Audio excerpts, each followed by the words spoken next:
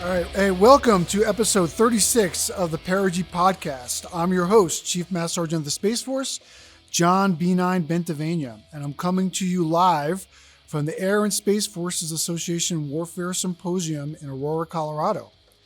Joining me today are the recipients of the 2024 Polaris Awards.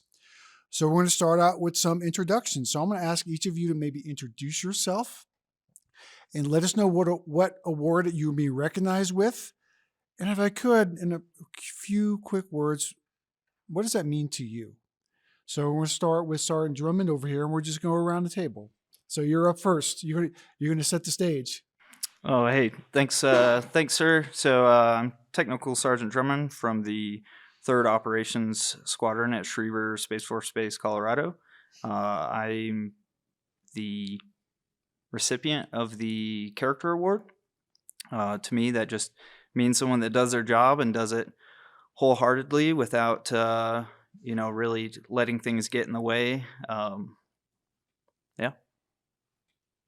All right. Thanks for joining us, man, and congratulations. Thank you, sir. You're up. Well, hello, my name is Technical Sergeant Jacqueline Kidd, and I'm recognized for the Connection Polaris Award. And honestly, it feels kind of surreal because when I'm tasked to do something, I just do my best. And at the time, you don't realize the impacts that you make. But reflecting back over the past year, all the dots have connected for me. And so having this award, it really just shows like the opportunities that we have to make a difference. And I just appreciate it. I'm glad to be here. All right. Thanks for joining us. Thank you. All right, good afternoon. I'm Master Sergeant Evans. I am the detachment chief for 664 Cyber Squadron. It's one of the squadrons within the NRO. And I am the recipient of the Commitment Award. And to me, commitment was about bettering yourself in support of the mission, as well as bettering the team and making effective use of your team. But again, all in pursuit of accomplishing the mission. All right, thanks a lot. Good afternoon, everybody. Captain Bach. I am the Courage Award winner for this year's Polaris Magical Things. I think courage as an officer kind of like stems to being able to digest other people's information and kind of stand up for our people. How we're like unwavering to make sure that our people are highlighted, treated right, and make sure that we can push forward as a team to accomplish the mission. Thanks, sir. Hello, everyone. Senior Master Sergeant Brianna Fields. I am the Vice Commandant at the Vossler Academy, and the Vossler Academy was recognized as the team winner for the Polaris Award. What this award means to me, I think, is I get to see the amazing team every day, and so just getting everybody else to recognize the incredible work that all of the cadre at Vossler is doing has been very, very rewarding. All right. And I'm Master Sergeant Dalton Granger. I am the Director of Operations at the Vossler Academy as well. As far as what this award means, it just gives an opportunity to lift up the cadre for their Herculean effort that they took part in setting up these 2 additional EPME courses. And really a quote from Nick Sirianni from the Super Bowl champion Philadelphia Eagles really sums it up really well. You can't be great without the greatness of others. So that's kind of what this award means to me. Go Birds. Yeah. So, all the Kansas City fans just stopped. they just shut up the podcast. That's right. Send any letters to the editor. Hey, thanks a lot. I just realized, I don't know if we planned it that way. We did the values in order. We did this time. Yeah. That was good. I don't, did you purposely do that, or is that just how you? Do you walk down the hallway now in this order? when you're in step, too. Yeah.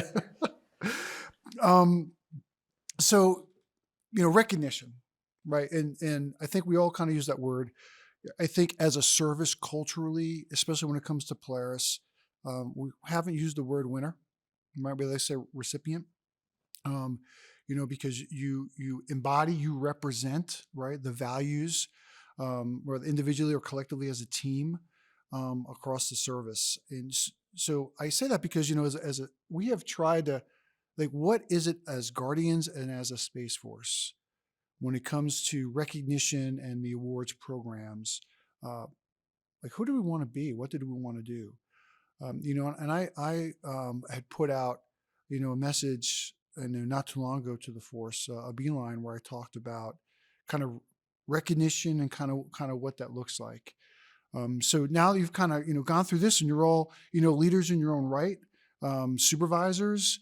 I'm just kind of curious, as a service, are we on the right track when we talk about, whether it be recognizing individuals who, because they're, emulating the values in which we hold so dear, they're just, being great warfighters, doing great work. They're just, great guardians. From your vantage point, when it comes to recognition and awards programs, I'm just curious on your thoughts. How are we doing are we on the right path? Do we still have some discussion or some decisions to make? So I'll just throw it out there to the group. So I think, first of all, I love the simplicity of it. I think it makes it so much easier for folks to be competitive and really show up in who they are as a guardian and as a human. It doesn't require them to do necessarily anything outside of what we need from them as a guardian. It embodies everything that we just need them to show up every day, being a good human and being a good guardian. Anybody else? Yeah, I think just first of all, the Polaris Award in general, it helps us establish an identity, like that is our award as a service. And so I think it establishes like short-term goals for our members, sometimes career goals, depending on, how long the member is going to be in. But I think it really helps in the end produce job satisfaction, because a lot of the people in the Space Force, they don't get to see what they're working with necessarily. They don't get that direct feedback from anything. And so working towards those awards might be a way to get them some, direct feedback or some job satisfaction and, more or less a reward for the hard work that they're doing. So, Master Sergeant Evans, so at the 664, from the teams that you lead as a team leader, what are some things when you want to kind of recognize or show appreciation for your teammates? Is there what's your philosophy? How do you kind of go about doing it? So the way I do it is, so first I get to know my team, right? And in my team specific case, they value their time, and so I use that to kind of help motivate them, give them time whenever I can reasonably do so, mission allowing and all that stuff. But also taking the time just to say thank you. And anytime they're doing good work, because they do good work all the time, these guys are always busting their tails, getting the mission done. They just like that constant, not necessarily constant, but they like to be reminded that, hey, you guys are doing a good job. Because in cyber right now in the Space Force, it can be a frustrating environment just because they don't necessarily have the capabilities they need to do their job all the way. And I know that's going to resonate with any other cyber guardian, perhaps other functional areas too. So just making sure to take the time to recognize, like, hey, I know that things are kind of hard right now. We're building mission, and it involves a lot of work that's not necessarily fun for them and doesn't necessarily give them the job satisfaction, but take the time to reemphasize to them, hey, this is the vision for where we're going, and then just making sure to thank them for everything they're doing in support of that mission. Yeah, it was great yesterday, when we had a chance to recognize all of you here at AFA. And we got the really cool medallions, which I'm surprised you're not wearing right now, because I thought, that was really cool. But then the actual trophy itself, and just getting up on stage and coming here to hang out. I mean, that's all phenomenal, right? When you think about you are a representation of the almost 16,000 men and women that are in the Space Force, is significant. But to your point, right? I think there's that it doesn't have to be this large grand of a thing when you want to tell somebody, hey, you're doing a great job. And I appreciate you. And to your point, right?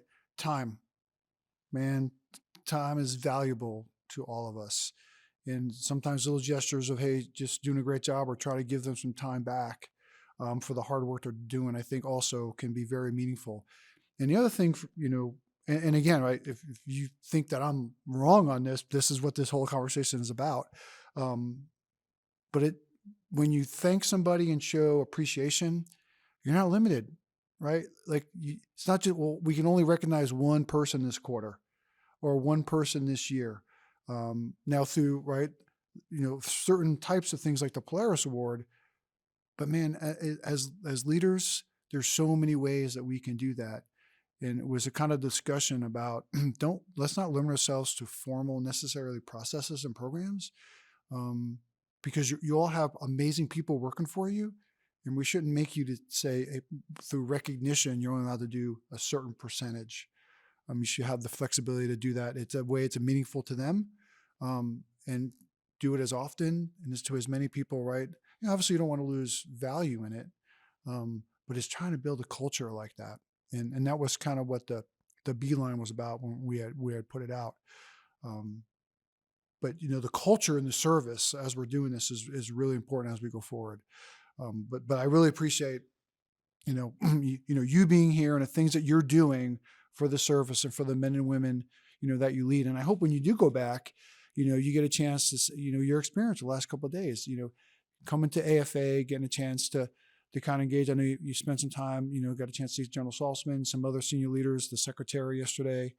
But I really do appreciate it. And you're just, like I said, you're a representation, right, of your teammates that, like you said, right, kind of help you get here. And many of you brought family members too, which is great. And I got a chance to meet some of them, but hopefully this evening or tomorrow I get a chance to say hello and meet your family and see the real power, right, behind the guardians that are sitting here right now, because we all know family gets us here. So I wanted to ask, so Sergeant Drummond, orbital engagement qualification course. We've talked about, man, the type of training that we need to get guardians, especially in the evolving mission sets that we have. So I wanted to kind of get from your perspective, you did a lot of work kind of establishing some of that and kind of creating it. What have you seen? First of all, how hard was it to get it done? And have you started to see the benefit from it? So, I mean, I can't personally take credit for the entire course, right? So I have a whole team of instructors and people that support us in some way, shape, or fashion. And basically the course took years of development. And then that material was then further refined, and then it's been developed into a very formidable course now. And we actually had our first graduates a couple of months ago. General Miller actually came out to the graduation of that. And I would say, my instructors are the key to that course. It wasn't necessarily anything I can take credit for. I just kind of audit things, make sure they're professional, make sure they're in tune with where we want to be as a warfighting force in the future. But I was that facilitator there, taking care of those people and making sure they had the tools, the resources they need to get it done. But, by all means, there's a Captain Getty in 3 SOPs. He's been instrumental in that course, Lieutenant Revis as well. I have a Tech Sergeant Witt and a Staff Sergeant Brewington or Sergeant Brewington, and they're the superstars for that course. And like I said, I'm just there to support them, make sure the course stays on track, and make sure that we can generate, warfighters that can get the job done if it ever needs done. Yeah, I appreciate that. I think all of you had a chance to kind of sit through and listen to General Saltzman's keynote speech yesterday. And he's been talking about this for a while, right? The necessity for the service, right? To kind of hone that warrior ethos, and beyond the core functions that we've been doing really good, assured space access and global space operations, right? The PNT and the SATCOM and the missile warning, but that space superiority, and what it means to actually dominate and control the domain, and the advanced training that's required to do that. And you talked about on the cyber terrain, right, which underpins all of that. You said some of the frustration that we don't have all that kit, but I think it was really important yesterday when General Saltzman said we can't let those things hold us back, right? And this group is an example, right, of what we using the resources that we have, tapping into our imagination, being innovative to continue to build that foundation and move the service forward is so vitally important. And Sergeant Kidd, right, at the weapons school, I mean, right, how important, all this is. And, foundation, what is being delivered to Guardians, at the unit level, and then sending them to the preparing them to compete for and then go to the weapons school. So from your perspective, what are you seeing as far as students when they come? Is it a huge change that the culture that you're developing in the weapon school and in the schoolhouse, is it really detached from what's happening within the operational units, or are we better aligned now than maybe we were a couple of years ago? I think that's a great question, Chief. I would like to say that I think we're better aligned now. I haven't been at all the units, so I'm not sure. I'm not familiar with all of the tactical units' cultures, but at the weapons school, we're there to make lethal warfighters, and we teach them how to mission plan and problem solve and lead people of all different ranks, of all different backgrounds. We really focus a lot on integration and how can we contribute to the joint fight, because that's where we need to be. So. Yeah, I think I was impressed. It was a couple of years ago. I went to an operational unit, and they had incorporated debriefs into a lot of things they were doing. And when I was an operator years ago, right, that was more of a weapons school, right? Kind of a small group did that, right? But that culture had kind of propagated, right? Because that mentality, right, was expected out of all Guardians. And I said, man, we're on the right path. Like, this is exactly the direction that we have to go. So you've got the training, you've got some of the war ethos, right? Looking at things from a space-minded warfighter perspective. But then you need the TTPs, right? To be able to, what's the approach that we take? So sir, I mean, one of the things that you really been working on is generating the TTPs that we're executing from the domain, and we're giving operators. So from your vantage point, how are we doing on that? As we develop as a new service, I think it is really important to understand where we fit in the fight. And I think as a new service, we've been trying to find the identity. We have a lot of great Guardians doing great work with different weapon systems, trying to understand how we take this benign environment and push it towards the warfighting environment. Weapons school is a great example of them trying to push like the red flag exercise out to not just core weapons school graduates, but pushing that out to different deltas and spread that love and spread that knowledge gap. Close that knowledge gap. Yeah. I think it has been like a really amazing thing to see. I was fortunate enough to deploy within a joint environment and saw the need we have for space, regardless if it's from missile warning to PNT to just having members to help educate other services on what like space is needed. So to answer your question directly, is our tactics being developed? I think it is. Is it being developed at the right speed? I'm not sure. Is it going somewhere? I'm not sure, but is being worked on by probably one of the brightest like space minds that we can probably find in this country. Yeah, every time I get a chance to go out, I was at Space Flag a couple months ago, and getting a chance. I was at the 392nd, I think the CTS, and I'm getting the brief. And I think I talked about this on stage a couple months ago, but like the battle lab director was I think a sergeant. And then the Space Flag director was a patch, a tech sergeant.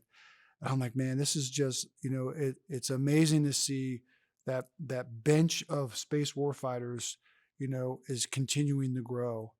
Whether you're wearing stripes or whether you're wearing bars, we're getting after it as a service.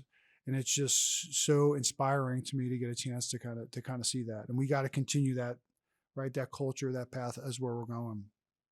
And a lot of its concept, right? When we talk about warfighting and what does it mean? How do you attack, problem sets? How do you think critically? How do you leverage teamwork to get after it?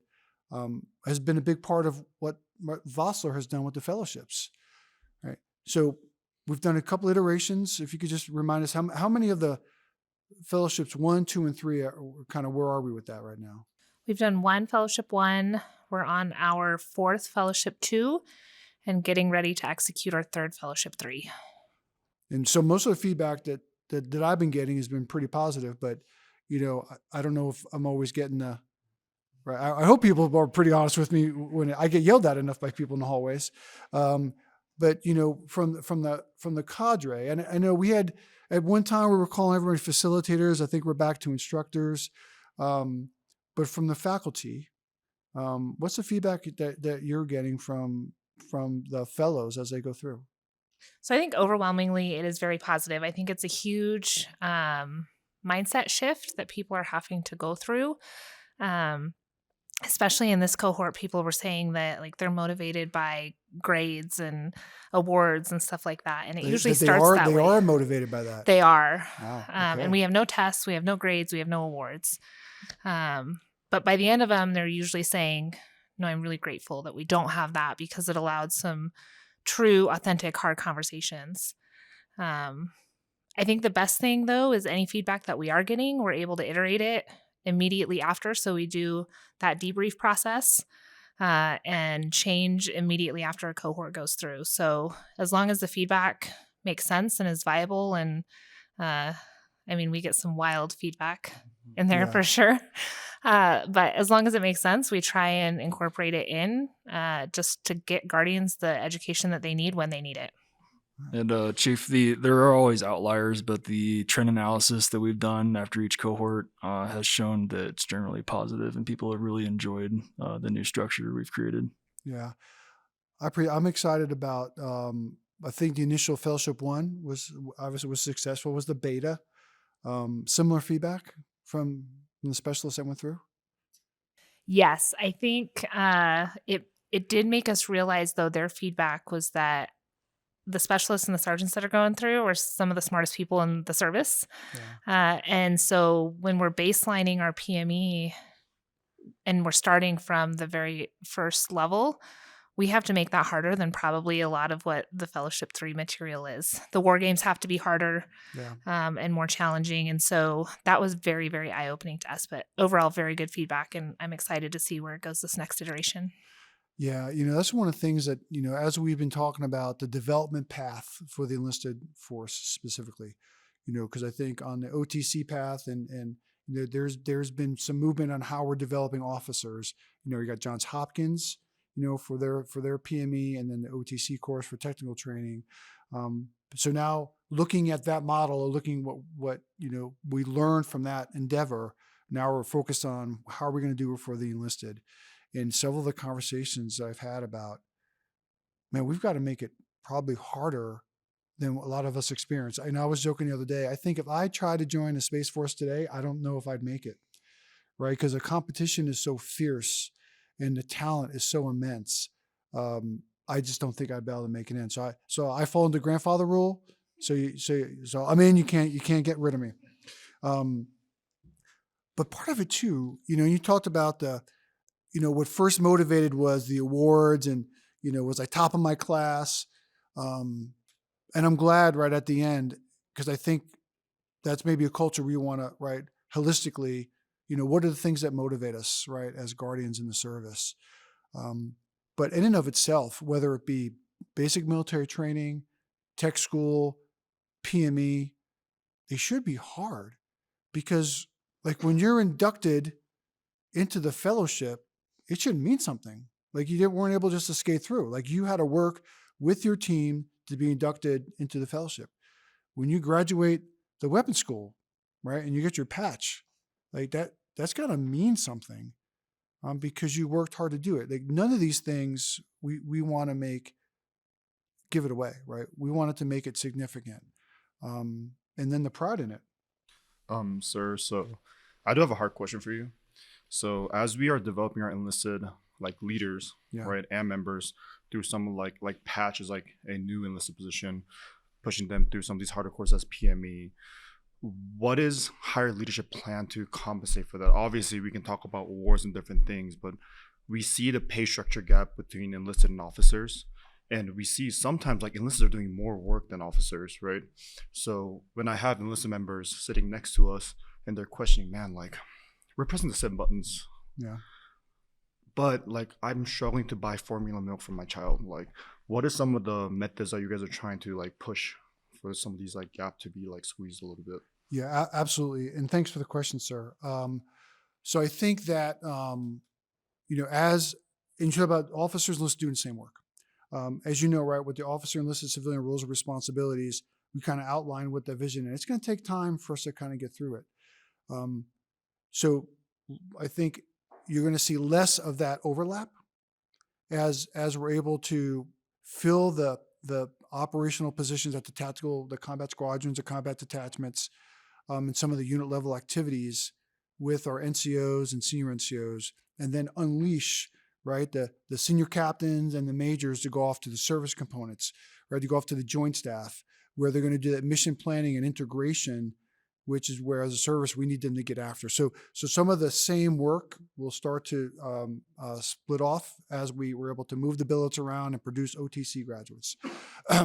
Now, to your point, and I have testified to Congress on this, on a pay scale perspective, enlisted pay scale, it's a DoD-wide pay scale, and as the smallest service, with only 3 specialties, we're just a very unique service. So from the compensation specifically perspective, we've worked really hard to maximize the authorities we have as a service with reenlistment bonuses, special duty pays, assignment incentive pays, to kind of compensate and or recognize the certifications and the hard work that our enlisted guardians are doing. Now, does that mean it's going to make up for the pay gap and pay difference? No, it's not. But they're also very unique, separate responsibilities. I had a chance earlier to talk to some of the cadets that are here from ROTC. And I said to him, I sit here before you as a Chief Master Sergeant of Space Force, 31 years. And I've had a chance to be on a command team in all different echelons and seeing all different things. But the one thing I've never felt, the one thing I've never do, was to deal with the burden of command. Right? That's our commissioned officers deal with the burden of command. Now, as a teammate, I help carry that. But at the end of the day, right, you may be hitting the same buttons at some point. But, sir, as you know, there are distinct different expectations, authorities, and responsibilities that you will have that even your sharpest tech sergeant or master sergeant will never. So there's a little bit of deviation, there. But we are working hard to figure out, how do we appropriately leverage special duty pay, assignment incentive pay, and reenlistment bonuses, right? So that in addition to the overall guardian experience, right, the value that you feel having wearing a uniform and being on a team, that you're not struggling to buy baby formula if you have to, right? No one should have to serve in their nation should have to deal with that. And there's other things that the Department of Defense is hoping to get after to address that. But we are looking at just the immense talent and the responsibilities we're placing on our enlisted force, that how do we compensate them directly? One of the things, you've heard me talk about this, is, readjusting our promotion system within the Space Force. We've heard the phrase fully qualified promotion. So as an example, sir, if you come into the service and you are combat mission ready, you're certified, whatever that phrase in your particular function is, and you are being presented to the combatant command, you are doing your job, you should be at least an E4. Like, I've seen some phenomenal E2s and E3s that are killing it, and they are warfighters being presented to the combatant commander. I'm like we got to fix this. Like, you are doing the work, have the responsibility, at least an E4. So we're looking to adjust it where guardians should be making E4 sooner than in the current promotion model. E5 will still be about the same timeline, but also how do we make promotion E5 more tied to the abilities and the competencies that these E4s are showing, and move towards a fully qualified promotion process. So that'll help with some of that too. But those are some of the things, sir, that we're kind of looking at right now. And we had the question about the warrant officers, and in most of the conversations, when they'd ask about that, why do you think we should have warrant officers? A lot of times the answer was, hey, I love doing my technical skill craft. Like, I want to continue to do this. I went to school for this. I have a passion for this. I want to maintain, right, this warfighting ethos and do the work. But in our model, when you think about the things that we've talked about, with the combat squadrons, combat detachments, really, other than some institutional requirements, from E1 through Master Sergeant, you're in the thick of it. You're in combat squadrons, combat detachments, you're doing test, evaluation, you're instructing. I mean, essentially you are the subject matter expert.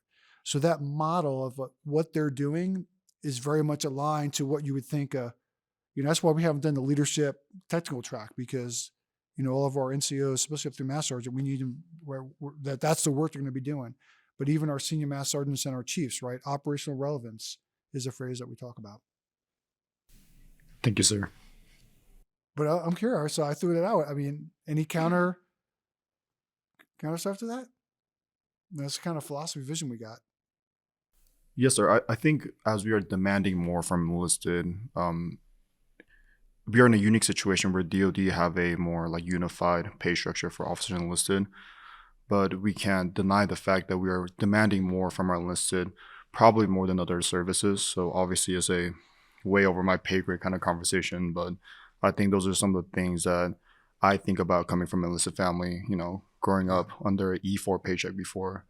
Like, how do we make sure like our enlisted members are taken care of as we are demanding more? Yeah. So I think, we're in the beginning of March, and I think most of you aware, I mean, it doesn't necessarily infect any of us here, but for the men and women that we're caring about and that we're leading, we're getting a 10% pay raise for the junior enlisted, E4 and below hits on 1 April. So that was some of the discussions that we had with Congress last year, and Congress enacted that in the 25 NDA. So that'll help as well. So, but you're absolutely right. And all the services have articulated that the nature of warfare has changed. And what we're asking, I mean, really the entire, uniform service to do is more than I think we have historically. So it was something that we're trying to address little by little. It's hard to do one big swoop. It's hard to do, but we're getting after it. So, we talked about the warfighting ethos. How are we, from your vantage point, as we say, hey, as Guardians, we're warfighters, and that we have a relevant role to play within the Joint Force. But there's been some discussion, and do we really have a warrior ethos? And kind of where are we in that? And General Saltzman talks about it quite a bit. But I was curious, right? Like, what are your thoughts on it? When we say warrior ethos, we're war fighters, is it resonating? Or are we missing something? Is there more different work we need to do to get after that? So, Chief, I think in the PME realm, thinking about it, like both Chief List, the current commandant, and I came from very heavy joint backgrounds. And it's pretty much all I knew before I came over to Vossler. And I think we're getting after it. Chief has a very straight conversation with the fellows before we kick off warfighting week to kind of explain some of that and talk people through of if there's a war and you are fighting it, like you are a war fighter. And regardless of the domain, regardless of, if you're up in space, like we don't have space gunners, right? So we're still fighting that with our assets. And I think it's evolving for sure, and people are getting there. I think integrating it into EPME is critical, and we're doing it at the most junior levels. So we're playing war games, we're teaching them strategy, we're teaching them the joint planning process. And I think it's helping, because for me, I didn't get any of that until I was an E8 and I went to just OFC. And I knew some of it because I had a general interest in it, but I didn't actually understand it from an educational, institutional perspective until then. And that is way too late. Yeah. And so getting after it at the most junior levels, I think is going to help baseline the service a lot better than we have historically in other services. It also helps to contextualize what being a warfighter actually means. So we do a pretty good job of explaining, if you are a force multiplier for the Joint Force, then you are in fact a warfighter. It doesn't matter if you're an enabler or in a support role, you are enabling the Joint Force to be more lethal. And that's what we've actually done our best to impart on the fellows that come through the fellowships. Yeah. You talk about the joint planning process. We get a lot of discussion, how do we get more joint, right? Or how do we learn joint? And we had a discussion last week with the chiefs on, JPP specifically, that shouldn't be something that we on the side have to teach Guardians before they go to a joint school. Like, what is our normal process? Like, how do we make decisions within the service? Like, what is the methodology? What is the way that we ask Guardians to think through and plan these things? And that should just be second nature to us. So Sergeant Evans, I'm curious from your vantage point. We talk about JPP and dot mil PF, and what are you saying? How do you lead your teams to attack and plan out things? So my background, I was in Cyber, so a more mature environment to do defensive cyber operations. So I use my background, training, and experience from that time to teach my team now. But what I will say is, in the Space Force, I have yet to really see that on the cyber side, to be honest with you. I did go through, so I'm a D-Shred, which is the DCO track for cyber. We can go through cyber warfare operations course, but it's held by the Air Force, and the billets on that are pretty limited. But that course does cover some of it to some extent. It's not great. So what we find, and C3, which is the alternative for it, doesn't cover it at all. Oh, really? Okay. So what we are finding right now is that getting into the habits of doing, not even necessarily JOP, but just PBET in general. Just get them to plan, use a planning methodology such as ME3C PC squared, which is what the Air Force used. It's not fully ingrained in our training pipeline yet, and it can be a struggle to get them to actually do it. And there's nothing against them. Again, it's just that the training doesn't necessarily exist. This is about building the culture. Yeah, yes, sir. Yeah. So it's on us at our level to make sure that we're mandating that requirement. We're giving them all the things they need in order to do it. Drummond, what are you saying?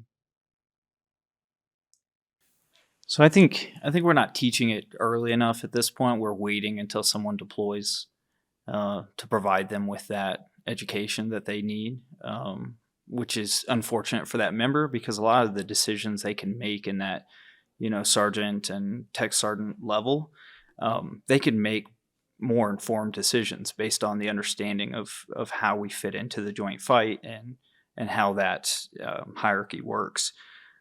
So I just wish it was taught at a little bit lower level, especially when we start moving into these higher promotion rates for our E5s and E6s. So great news. Actually, in Fellowship 1, we don't teach JOP or SOP, which is the SDP5 version of the JPP process. We do teach OODA loop, which is kind of a great, foundational understanding of planning and understanding decision making and things like that. So we're absolutely getting after that. It's interesting. We had the Chiefs Summit last week. We're down at Lackland, and we got together. And this was a similar conversation that we had amongst the Chiefs. And there was some discussion about some gaps we're seeing in the field on some of these topics. And Chief List was there, and I mean he almost like jumped out of his seat, right? But in fairness, right, one Fellowship 1, a couple of Fellowship 2s, Fellowship 3s. We need to continue to talk about it, but the service, we haven't been able to propagate enough of these new Guardians, I think, into the field to kind of see. It'll take us a little bit of time, right, to see if we're getting it. Just like on the OTC, right? The first cohort will graduate, I think, later on in the summertime, and we'll learn, like, what is that new warfighter that's being produced through this, and we have to kind of do that assessment to make sure that we're building the right individual, but also understand can't criticize because we just haven't seen read the benefits yet. But I think these discussions are really important because it keeps feeding back into the men and women who are responsible for doing the training. Oh, yep, got it. We're training that. You're just not going to see it yet for another year or so as I'm pushing talent out to the organizations. Yeah, and a lot of the concepts that we want to push down to the lower levels because we feel like it's already late to need now, we have to establish that baseline first. And then once we establish that baseline, everyone can be elevated going forward. So we just have to get everybody on the same page and then we can go forward. I think from like talking about joint integration for space, it's really important to kind of understand what that means. When I came back from deployment, Colonel Grosson says something that kind of took a while for me to digest, and he's like, so deploying with JSOC, when I came back, joint planning was the only thing on my mind. Excuse me. And he said, hey, like LT, before you think that far, like you got to understand what space planning is like. So we really try to push for in this current iteration of Space Force of what does our place look like in joint planning, joint war. Yet we are still unsure of what our planning and our procedures look like to execute our like day-to-day operations.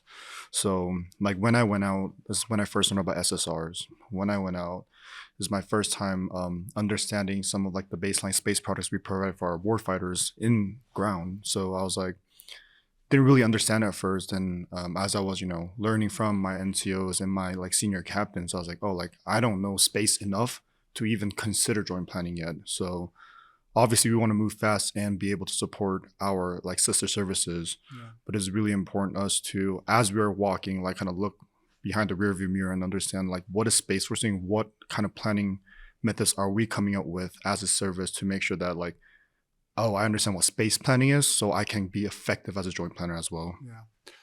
Yeah, that's important. Right, you can't just walking down this process. It's not a checklist, right? As we kind of develop, doctrine, concepts, planning process, it's going to take us a while, right, to kind of make sure we're doing the critical thinking to kind of get through it. I think that's really important.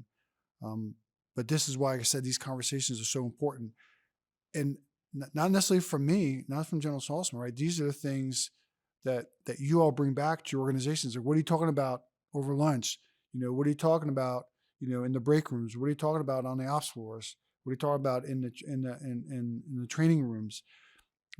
Because you're gonna be the ones that help solve these problems and deliver what we have to get after.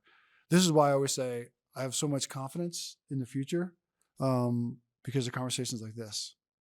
So I'll be able to retire, sit on the back porch, and just relax. And I know you're all gonna have to take care of it. Sir, you don't look a day over 40. I can't lose you yet. Yeah, that's why this isn't a video podcast. This is just. All right, so well, let's change that up a little bit. I'm gonna ask.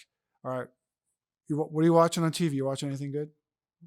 Are you binging anything? I'll be honest, I don't watch much TV, so occasionally I'll fall asleep with Bob's Burgers on.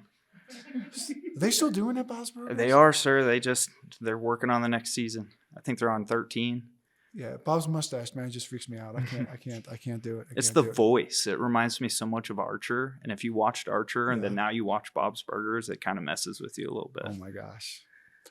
We were talking earlier, but you spend a lot of time on you have the YouTube show, YouTube channel, right? I do, sir. Yeah. Tell us a little bit about that. He's famous, Oh, man. He has more followers than I do. Yeah, I mean, it's a car show. I get a lot of like instant gratification fixing things, right? And I like teaching things. I've been an instructor, multiple times throughout my career. So any chance I get to make some sort of how-to guide that's going to live out there on the internet forever, I take advantage of that opportunity. How many followers do you have? I think Don't be afraid to brag, man. It's okay. I think I just broke 30,000 subs. And then it just grows. To be honest, I haven't had a lot of time for it recently, and it's still growing, which is crazy to me. But well, next time my car has issues, you feel free to bring a camera, and you can help me fix it and record it, because I know the help I can get. Sounds good. All right, kid. What about you? You watching anything good? I'm actually very similar to Sergeant Drummond. I don't actually watch very much TV. Did I get like all the boring people here? Yeah, I guess so. We're just busy people. So you don't watch a lot of shows? No, sir. Your wife just. Yeah, I'm currently taking a couple classes, and so my free time I do my schoolwork or hang out with my family, hang out with some friends from work. Where are you going to school? What are you taking? I'm getting my degree in space policy. All right. All right. How far along are you? I have about 4 classes left. All right. Have you found it applicable? Like when you think about space policy, right? I mean, that's exactly within our wheelhouse. But have you found it like academically? Is it you can apply it when you come to work of it? Do you see it, the connection? Some of the things I actually do see the connection on, and other things I think are just a little outdated in the curriculum I'm taking. Yeah. But I enjoy it. I think there's a lot of potential in the future to change policy in a way that we need it to be changed. And It's in the literature. Do they look at space as a warfighting domain? I think it depends on what you're reading. But Okay. Yeah. Because it hasn't been that long that we've kind of looked at the domain like this. So, all right, Evans, what about you? Well, I have a 7-year-old, so I guess if you walked into my house and looked at the TV, it's probably got Bluey, or something on Disney Plus. But when my wife and I do have time to watch TV, usually it's like the Chicago series, so Chicago Fire, Chicago Med, Chicago PD. Are you from Chicago? No, sir, no. Just I think I don't even know how it happened. I think we stumbled on actually no. She did. She found episode one day, started watching it, and just got hooked. So just got hooked. And it had like 12 seasons, so we're like, cool, this can occupy us for a good while. So when we have our time to do it, that's what we do. Have you gone to visit Chicago? No, sir. Nope. So she's. I don't even want to. She's going to make you go like on the tour where they remember this in episode 4, season 6.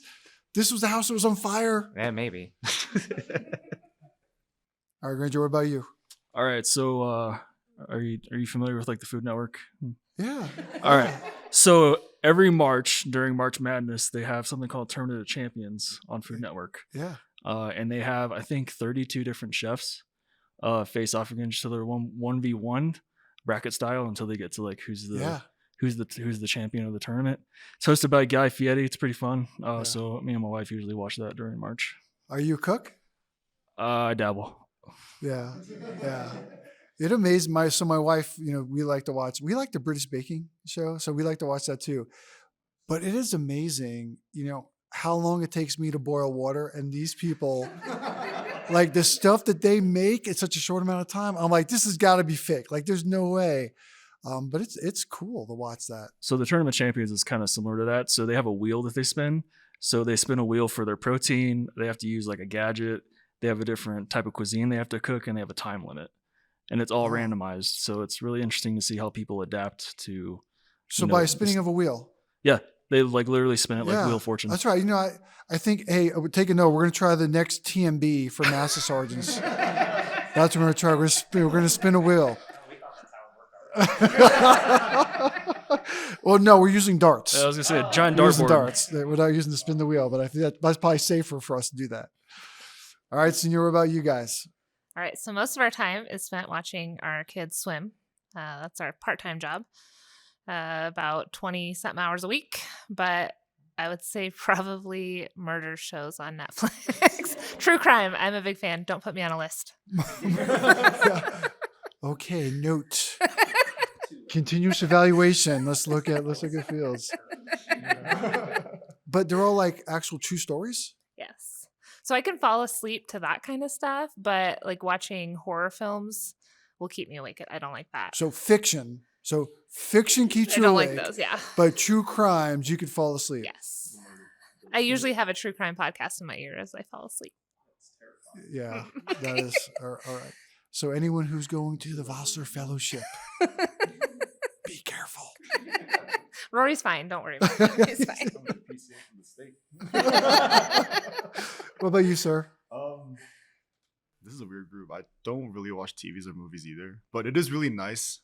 Like I never really grew up watching. I grew up watching sports, but when I'm on crew, the spark in people's eyes, like you see, like, oh, you never watched Top Gun? Like they're more excited than me. They're like, what was the show that we watched? Something Thrones, Game of Thrones. Yeah.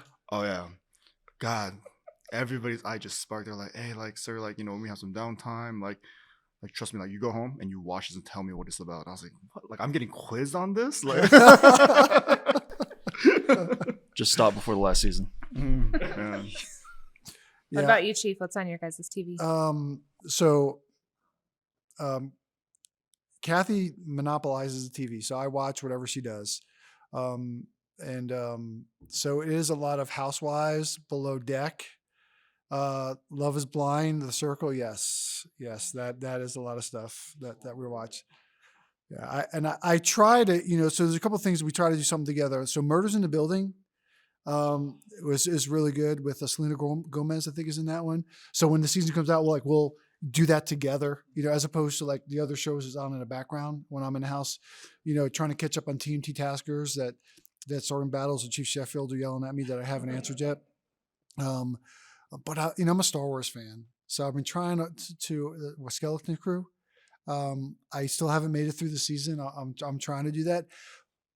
But if it's a show like I really want to watch, I get really annoyed because I watch it with Kathy, but she's like multitasking. She's like on social media, she's on her iPad, and then she'll say, "What happened? Who's that?" I'm like, "All right, we got to rewind it because I'm not going to explain it." So I haven't made it through the season yet. But the reason I ask, right? Because we all work really hard, right? The work we do is serious. And people say work-life balance. I don't know if balance for me personally is the right phrase to use, but I like harmony. Like, what is it that we do in our lives, right?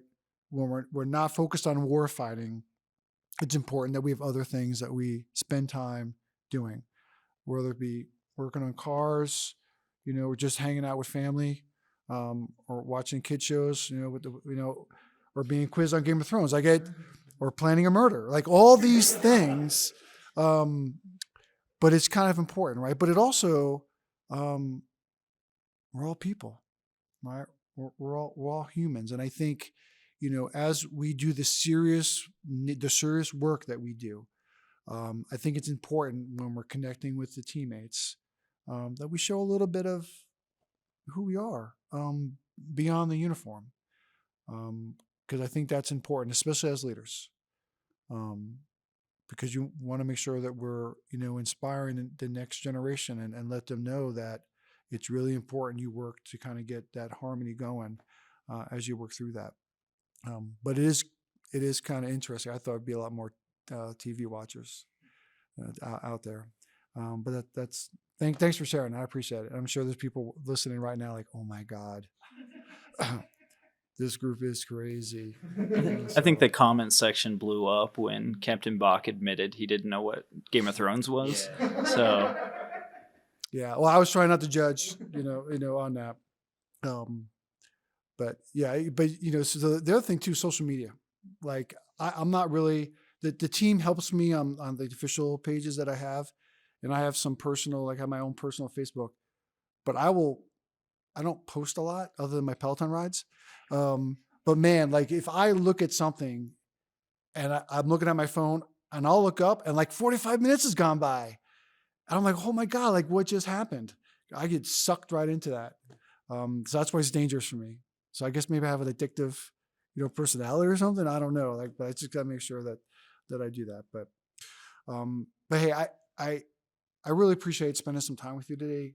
I think that, getting a chance to talk and just kind of work through some things, the feedback that you give me personally is really helpful.